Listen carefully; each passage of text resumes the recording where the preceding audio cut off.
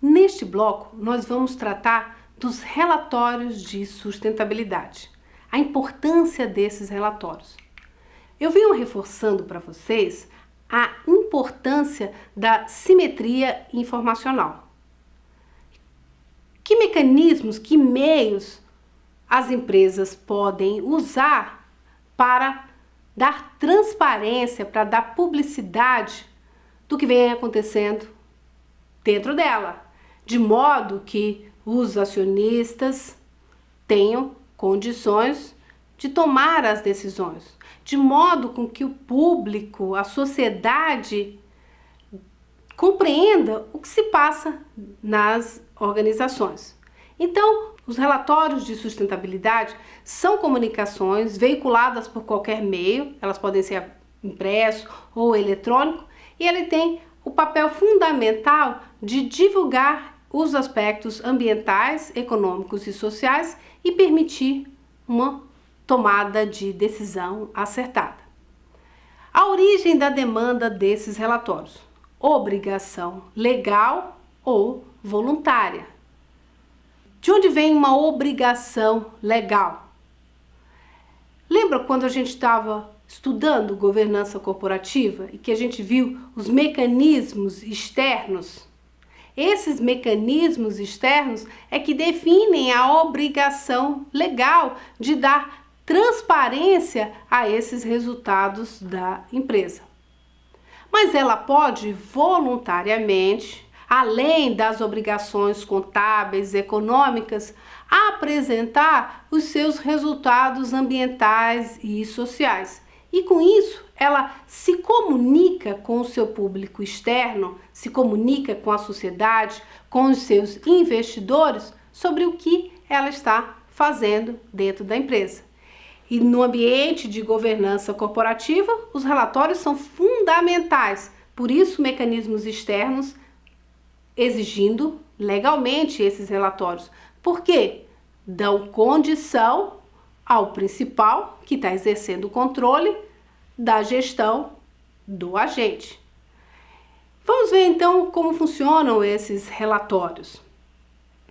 Os relatórios, eles têm públicos-alvo, que são chamados de destinatários, que podem ser grupos de usuários específicos, então pode ser um relatório específico para os acionistas, detalhado, cada investimento, cada operação financeira, onde estão os custos, que decisões foram tomadas, ou seja, onde está sendo usado o recurso. Então, são informações específicas para grupos de usuários que têm objetivos claramente definidos.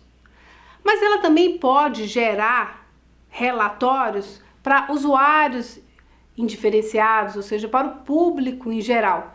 Daí não há a necessidade de ser tão específica na alocação de recursos. Os relatórios atualmente são chamados de relatórios de sustentabilidade. E as empresas agregam nesses relatórios informações econômicas, ambientais e sociais. No passado, existiam dois tipos de relatório. Somente os relatórios econômicos, o relatório contábil de resultados financeiros e o relatório ambiental, ou seja, um foco exclusivamente ambiental. Como a empresa estava controlando os seus impactos ambientais. Como estavam as emissões atmosféricas, os efluentes líquidos, a quantidade de resíduos sólidos, o que ela estava fazendo para controlar. Poderia incluir também projetos sociais, como ela estava investindo os recursos. Essas informações são extremamente importantes para que o principal identifique como o agente está utilizando os recursos, está controlando o risco financeiro e não financeiro. O modelo de relatório. A empresa pode estabelecer o seu próprio modelo de relatório, mas existem relatórios padronizados, como por exemplo o relatório chamado de GRI, que é uma ONG, a Global Report Initiative, que estabeleceu um modelo de relatórios. E aí as empresas tomam, com base nesse modelo padronizado, e divulgam ao público. Qual é a vantagem de ter um modelo padronizado? A possibilidade de comparação. Se cada empresa tem o seu próprio modelo, se cada empresa informa o que quer e da forma que ela acha melhor, fica difícil fazer a comparação entre as empresas. Então, houve uma grande preocupação na emergência desses relatórios de sustentabilidade, na tentativa e alcance de conseguir uma padronização. Mas não existe somente o padrão do GRI, existem outros. O Instituto Ethos, por exemplo, no Brasil, estabelece um padrão de relatórios. O SERES tem outro padrão de relatório. O IBASE. Então, vários institutos definiram, estabeleceram padrões que a empresa, de uma forma voluntária, adota, e isso permite aos usuários, ou seja, quem vai ler, quem precisa daquela informação para tomada de decisão, a possibilidade de comparar. Os relatórios de sustentabilidade têm diferentes usuários. A academia, as universidades, elas estudam bastante os relatórios, elas comparam empresas, geram indicadores na tentativa de identificar um comportamento padrão das empresas, na tentativa de responder a questões de pesquisas.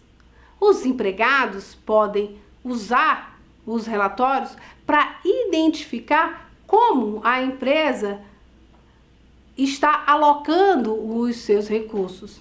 As ONGs podem atuar de forma semelhante à universidade, à academia, tendo uma visão. A questão é que eles não estão buscando responder a uma questão de pesquisa. Eles estão buscando identificar como a empresa está atuando. Qual é a responsabilidade? Qual é o risco das empresas? O Greenpeace, por exemplo, identifica os relatórios, e o que é importante na atuação das ONGs é que elas são vigilantes ao processo que se chama de greenwash. Que é isso? É pintar de verde. Se mostrar verde, se mostrar preocupada com as questões ambientais, mas que na realidade esses investimentos não estão acontecendo de fato, ou na extensão que deveriam acontecer. A atuação das ONGs, ela é extremamente importante nesse sentido de vigilância da atuação das empresas, impedindo ações irresponsáveis. E a comunidade de investidores está fortemente interessada nesses resultados. Por quê? Porque ela tem o seu patrimônio investido naquela empresa e não quer acordar e ter, o que houve? Perdi todo o meu patrimônio? Ele precisa das informações corretas para a tomada de decisão em termos de investimentos.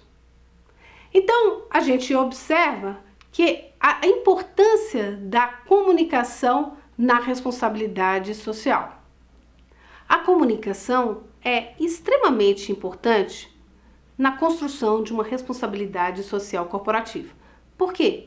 Por meio da comunicação, a empresa pode demonstrar a transparência, existe a transparência daquela informação, porque ela foi evidenciada através dos relatórios, evidenciou as ações que as empresas estão executando.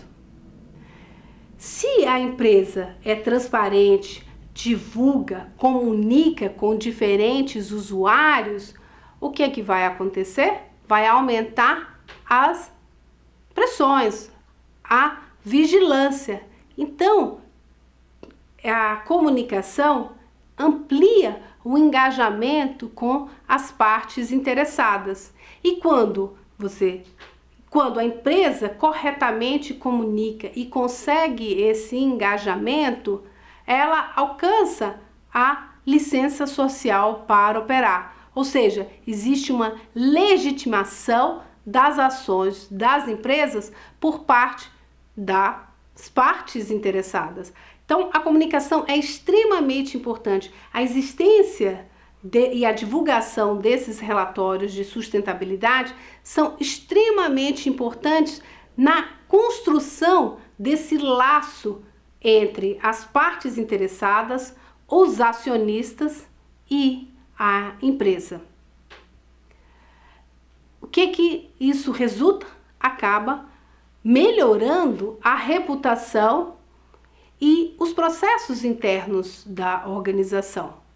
E a partir da comunicação, de uma comunicação transparente, legítima, construindo esse engajamento com os stakeholders, as empresas ampliam, melhoram sua reputação, identificam exatamente quais são as demandas dessas partes interessadas, conseguem, a partir da comunicação, identificar se essas demandas são legítimas. E daí ela consegue, a partir do ambiente externo, do conhecimento do ambiente externo, modificar e melhorar os seus processos internos, e o resultado é uma performance superior. A gente já aprendeu que os relatórios são importantes, que eles criam esse laço com as partes interessadas e com os acionistas, que eles ajudam a tomada de decisão. Essa informação, então, ela deve ser compreensível. Eu só posso tomar uma decisão se eu compreendo a informação, se a informação está clara, se os indicadores são amplamente conhecidos e, a partir dessa informação, a empresa é capaz de responder aos questionamentos, às dúvidas, às demandas. Ela deve ser construída com base em indicadores que permitam conhecer o real funcionamento e andamento e desempenho da empresa. Por isso, a questão da acurácia. Essa informação deve ser precisa e verdadeira. E também precisa ser balanceada. Alguém vai ler esse relatório, vai tomar decisões. Então, os relatórios devem ter um balanceamento na quantidade de informações para o público geral, um tipo de informação, e para o tomador de decisão, uma informação mais precisa, mais aprofundada. Então, essa preocupação em balancear a informação com relação ao público-alvo. E ela precisa vir no tempo certo. No ano da tomada de decisão, final do ano, faz-se o balanço e publica-se no ano seguinte. Eu não posso tomar a decisão com base em um relatório que saiu 2 anos, 3 anos. Ou seja, essa informação ela precisa sair no tempo certo, de forma que permita a tomada de decisão e que ela seja realizada numa frequência constante. Todo ano a empresa lança o relatório e de forma que eu posso acompanhar o andamento do seu desempenho. E a questão mais importante ou fundamental é a questão da disponibilidade. Essa informação, ela precisa estar disponível, onde qualquer pessoa possa ter esse acesso. Por isso que grande parte das informações, elas estão nos sites, nos meios eletrônicos, de modo que qualquer um tenha acesso a essa informação. Neste bloco, eu apresentei para vocês a importância dos relatórios de sustentabilidade. Bons relatórios permitem uma tomada de decisão balanceada, coerente, com foco na sustentabilidade, das empresas no longo prazo.